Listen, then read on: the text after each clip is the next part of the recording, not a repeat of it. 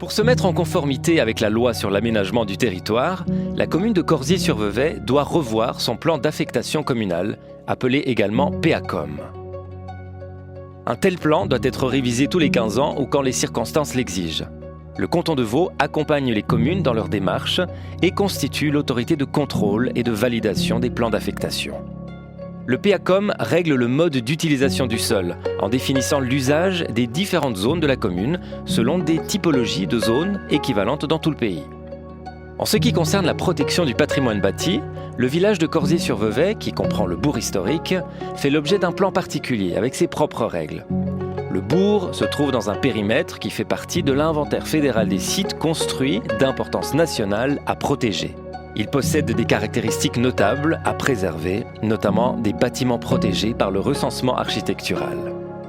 Parmi ces bâtiments, on peut citer le temple, le café de la place ou encore le bâtiment de la Fédération internationale de lutte.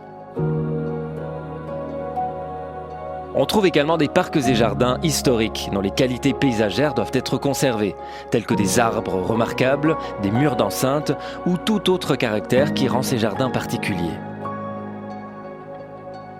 Concernant les dangers naturels, ceux-ci ont été identifiés, analysés et intégrés dans le PACOM dans le but de prévenir des catastrophes telles que des chutes de pierres et de blocs, des inondations ou encore des glissements de terrain.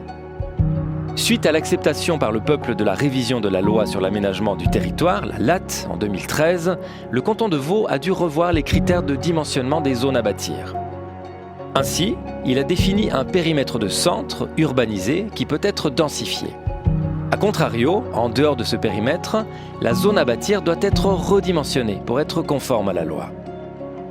En 2017, Corzier-sur-Vevey a établi 5 zones réservées sur le territoire de la commune, situées hors du périmètre de centre. Celles-ci ont été complétées ensuite avec 3 autres zones identifiées par le canton. Revenons au centre du village.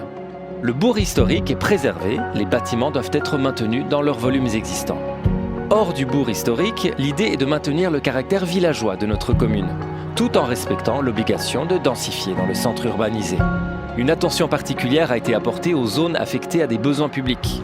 On peut citer par exemple la zone du collège qui fait l'objet d'un mandat d'études parallèle et qui doit répondre aux besoins actuels et futurs de la population. Pour terminer, on peut encore évoquer le développement de la zone d'activité économique. Elle se trouve au sein d'un site stratégique important dont les règles ont été adaptées pour permettre de répondre aux besoins des entreprises. Enfin, un soin particulier est apporté aux espaces naturels, considérés comme un véritable trésor communal. La biodiversité est encouragée, même au sein des zones construites, avec par exemple la mise en place d'un indice de pleine terre qui se veut ambitieux.